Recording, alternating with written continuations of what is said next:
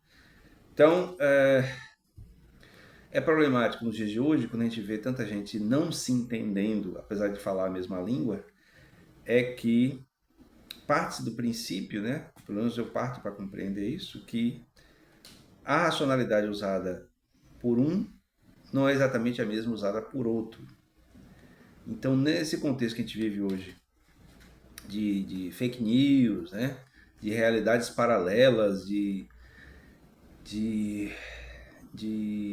assim, de construção de narrativas alternativas sobre a realidade, né? De coisas assim prosaicas e simples como, sei lá, uma briga entre dois torcedores de times diferentes, em que a narrativa de um e de outro se estabelece como uma verdade. E aí não se consegue distinguir o que seria a verdade como um todo da situação. Apenas você tem as narrativas. E aí isso, evidentemente, acaba se propagando, né? Se projetando em todos os aspectos da vida. Quando fala de política, pior ainda, porque as narrativas de cada um têm a mesma validade.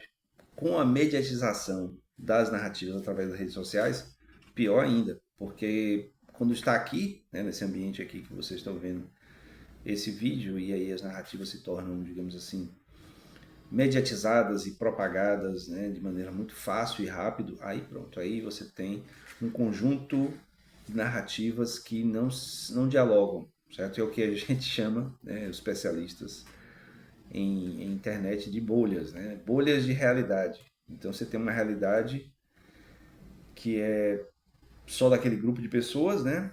E aquela realidade ela não compactua com qualquer outra realidade, seja uma realidade mais ampla ou seja uma outra realidade que é uma outra narrativa. Então fica muito na mão de cada um, a partir do contexto em que ele vive, escolher em que narrativa acreditar. Bom, aí ele fala aqui que concorda com a crítica do Brocano às teorias de racionalidade e agência que se envolvem com a imagem excessivamente racionalista, idealizada, otimista e individualista dos sujeitos humanos. Às vezes porque identificam a racionalidade como um traço constitutivo, às vezes porque lidam apenas com a funcionalidade da mente, através da qual um agente epistêmico individual acessa, explora, avalia, endossa e calibra conscientemente o conteúdo e a confiabilidade de suas próprias crenças e ações. Então, ele está dizendo que concorda com a crítica de uma forma de racionalidade que é focada, centrada só no indivíduo. Vejam que, novamente, é uma ponte aqui com a obra do Habermas, o discurso filosófico da modernidade, já que o Habermas fala que a modernidade, na filosofia pelo menos, né, nasceu com as filosofias da subjetividade, né, a partir do Hegel principalmente, mas outros autores, principalmente do Hegel. E aí, quando chega no século XX, né, digamos, uma noção de pós-modernidade vai questionar essa subjetividade, mas dentro do próprio modelo de discurso. E aí por isso que o Habermas fala de um modelo comunicativo. O significado não trivial de racionalidade e agência afirma que o sujeito tem o poder de avaliar a si mesmo e aos outros e de realizar sua ação com base nessa avaliação. Então, nós temos essa capacidade de acessar a realidade circundante da gente, avaliar racionalmente aquilo que a gente constrói como crença, né, como estímulo, como parte da nossa decisão para a ação, e também a gente consegue avaliar a ação dos outros, certo? Essa ação dos outros. Ele sustenta que essa avaliação não é necessariamente um ato psicológico metacognitivo.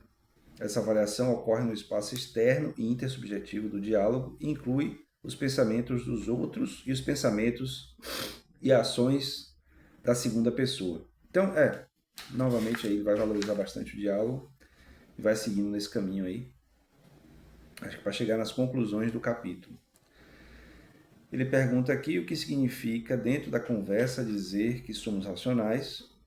Deveria ser uma resposta simples. Significa que falamos sobre algo, que nossas afirmações são verdadeiras ou falsas sobre algo, que queremos nos fazer entender e que esperamos entender o que as outras pessoas estão dizendo. Além desse contexto comum, me parece que a questão legítima da racionalidade perde seu perfil claro e se torna um assunto insondável. Quer dizer, só dá para analisar dentro do que é expresso nos diálogos, certo?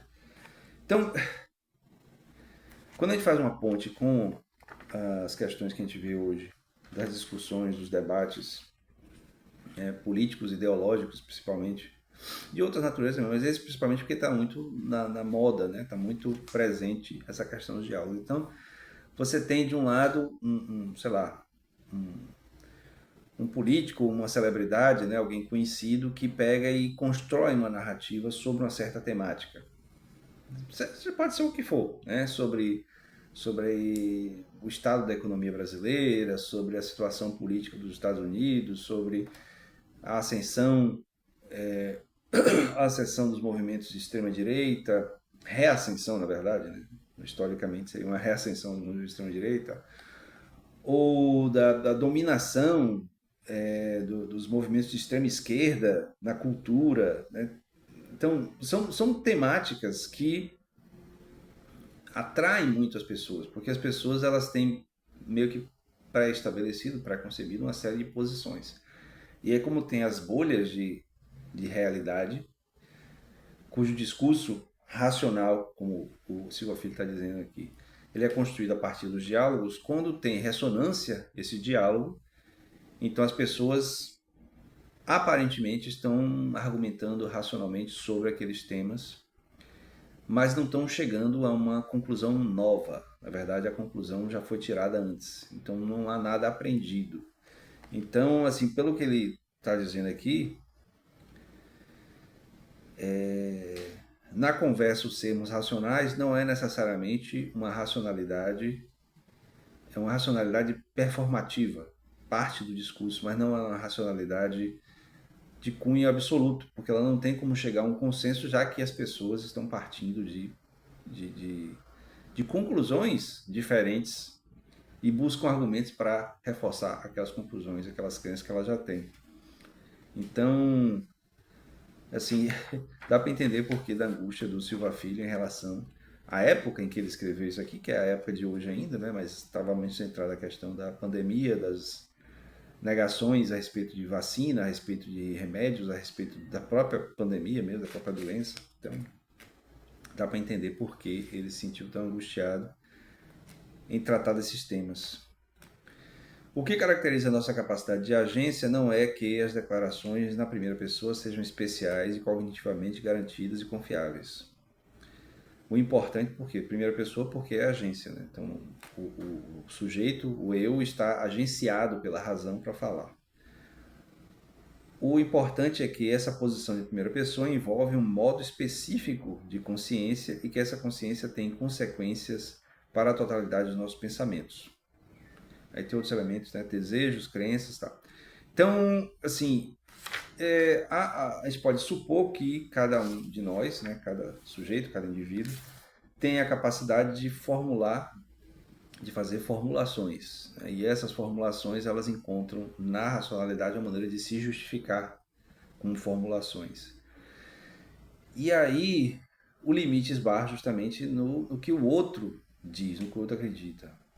Então, há muito, digamos assim, barulho, né, ruído nos diálogos dos temas relevantes, seja economia, seja política, seja sociedade, seja preconceito, seja sexismo, né? Todas as questões que normalmente são levantadas dentro dos debates políticos, o que às vezes não teria a ver de fato com o debate político, mas as pessoas se levantam contra ou a favor de certas temáticas, elas não encontram um modo, ou deveriam encontrar um modo de justificação baseado na razão, mas, como eu falei, como as pessoas já partem da sua crença como conclusão, então todos os argumentos que elas buscam, inclusive com ressonância nessas bolhas de narrativas de realidade, acabam reforçando as crenças muitas vezes falsas, a maioria das vezes falsas. Bom, em várias passagens, Brocan critica a hermenêutica de Donald Davidson e seu princípio da caridade. Então, explicando isso aqui, eu já falei em outros vídeos sobre esse princípio da caridade do Davidson, ou foi nesse livro, talvez tenha sido nessa playlist mesmo, que é um autor que o Silva Filho também tratou muito na carreira dele.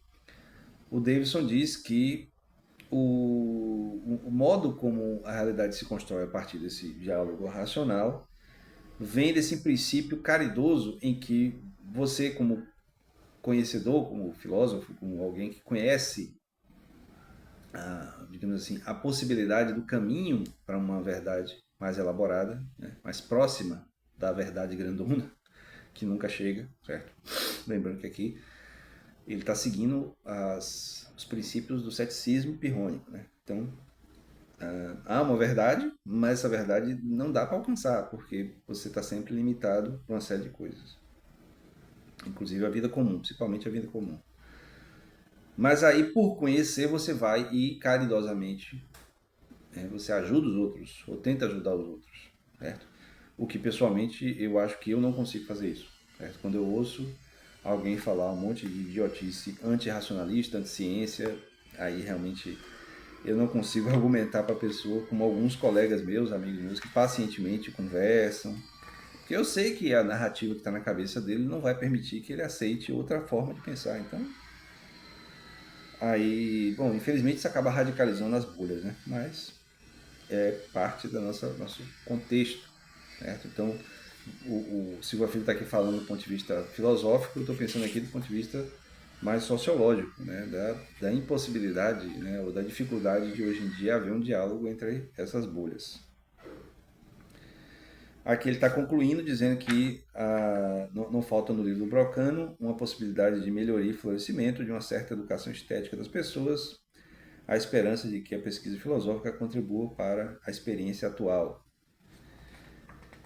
Nesse sentido, é uma educação estética, quer dizer, uma coisa mais englobada.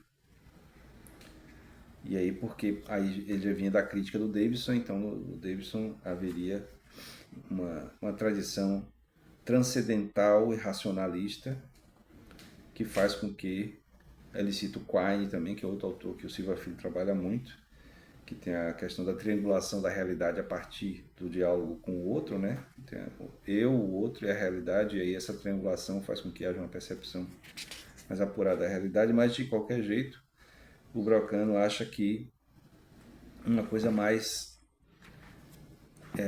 globalizante em relação à compreensão da realidade, por isso chama de educação estética. Né? E no último tópico, né, ele vai reapresentar a questão, né? Brocano apresenta a racionalidade como um termo que usamos para qualificar, como um qualificador intelectual, ou como virtude que concedemos às pessoas que podem tomar decisões teóricas e práticas de forma autônoma. Bom, até que ponto vai essa autonomia, né? A gente não sabe, devido às questões que nós temos hoje. Quando a gente vê, por exemplo, a gente, estou dizendo eu, né, e poucas pessoas que eu converso e veem que percebem a mesma coisa. Que quando as pessoas parece que estão dando uma opinião embasada em alguma coisa, estão reproduzindo, na verdade, um monte de narrativas que vêm de outros lugares. Se esse lugar é um lugar proposital ou não, aqui da internet e tal, não sei. Não sei. Eu gostaria de pensar que é uma coisa mais orgânica e espontânea. Mas há a possibilidade também de ser uma coisa meio que planejada, meio que tramada para ser desse jeito, né? Já que causa confusão.